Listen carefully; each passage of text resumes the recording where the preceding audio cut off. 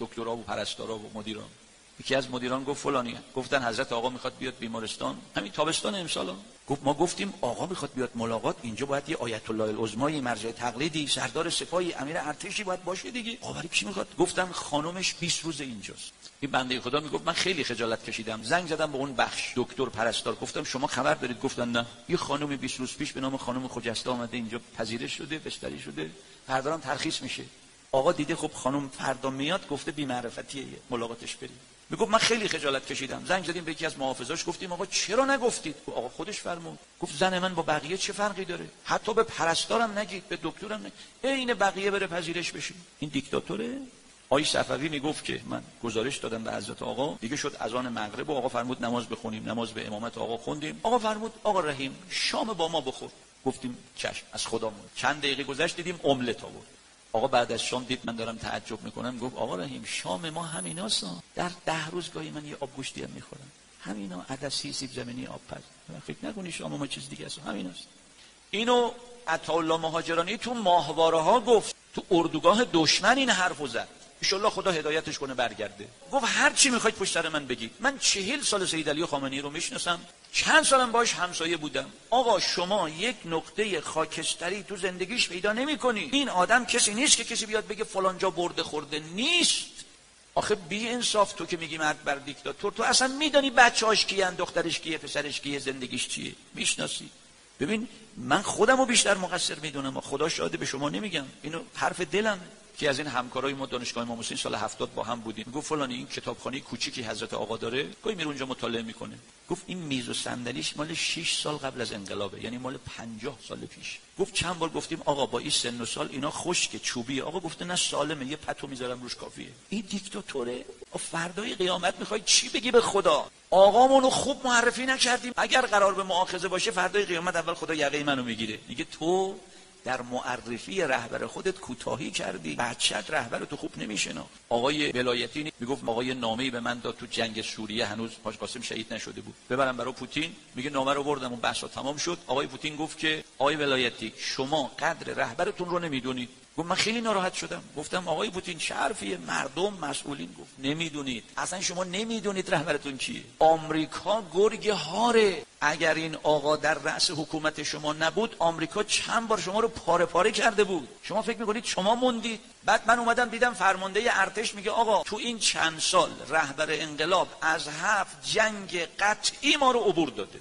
بابا فرمانده ارتش میگه آقا من داخل آموزش دیدم، خارج آموزش دیدم، دافوس دیدم، زندگیم نظامیه. یه جایی میخواستیم وارد بشیم، آقا میگفت حواستون باشه تله آمریکاست. بعد میدیدیم درست گفته.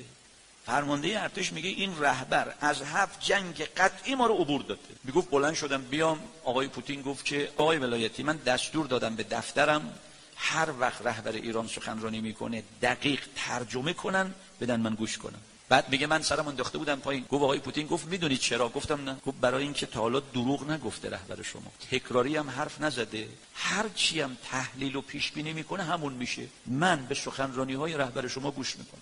آقا معرفی نکردیم آقامون.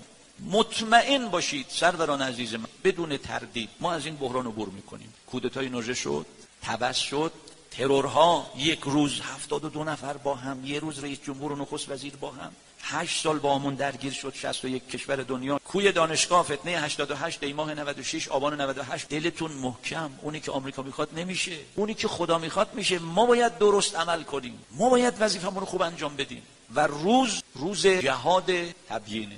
رهبر ما میگه فوری، قطعی، همگانی، هر کس هر جوری که میتونه از حق دفاع کنه. امروز ما در عرصه نظامی الحمدلله توانمندیم، دشمن اونجا جرأتی نداره به ما جسارت کنه. به ذهن و دل ما حمله کرده. ذهن و دلم باید پادزهرش بصیرت باشه. امیرالمومنین در جنگ نهروان فرمود حسن جان شمشیرها رو غلاف کنیم فعلا. چرا آقا اینا اومدن بجنگن؟ آقا فرمود حسن جان مگه من بدعتی در دین پیغمبر ایجاد کردم؟ گفت نه. گفت اینی که میگه مرگ بر علی ابن ابی طالب از رو نادانی داره میگه، صحبت کنیم. میگفتن طرف شمشیر میزد به امیرالمومنین هم بد و بیرا میگفت علی مرتد کافر. یکی اومد جلو گفت یعنی پیغمبر دخترشو به یه مرتد کافر داده؟ او سرش انداخت پایین گفت راستی هم اینطور نمیشه پیغمبر دخترشو بده به کافری. امیرالمومنین امام حسن و یاران شروع کردن جهاد تبیین. این جهاد تبیین روش مولا امیرالمومنین سیاست علوی از 12,000 نفر 8,000 نفر گفتن یا ابوالحسن اینایی که تو گفتی ما نمیدونستیم، حالا که دونستیم نمی جنگیم. خل سلاح شدم. ما جهاد تبیین درست انجام بدیم 99% بچه‌هامون میان پیش خودمون میمونن اراذل اوباش و گروهکا، اونا رو 24 ساعته تکلیفشون معلومه. اینجا دست ما بسته است. جهاد تبیین نکردیم. من میرم حوزه دانشگاه اینور اونور صحبت میکنم، بعد میام بیرون یه سری میگن فلان این حرفا رو چرا ما الان داریم میشنویم؟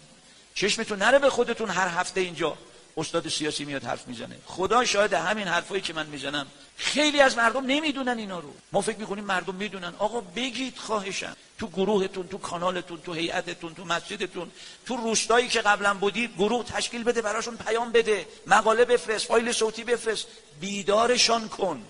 روز جهاد تبیینه.